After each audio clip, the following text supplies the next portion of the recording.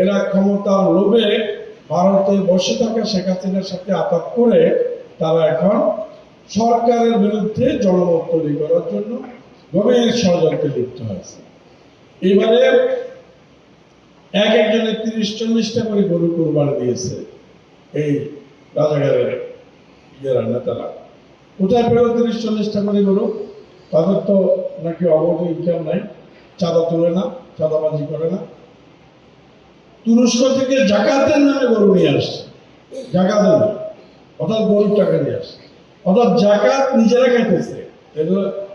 এরকম একটা দল ইসলামের নামে ব্যবসা করতেছে, আর মসজিদে মসজিদে এখন তারা ইমাম সেট করতেছে টিকিট বিক্রি করার জন্য। অতএব আপনাদের কাজ হবে প্রত্যেকটা পাড়া, মহল্লা, গ্রামে, ওয়ার্ডে সতর্ক থাকতে হবে। আপনারা নেতা কর্মীদেরকে নিয়ে মিটিং করবেন, কথা বলবেন, তাদের এই সকল অপকর্ম তুলে ধরবেন, তাদের ৭১-এর ভূমিকা তুলে ধরবেন।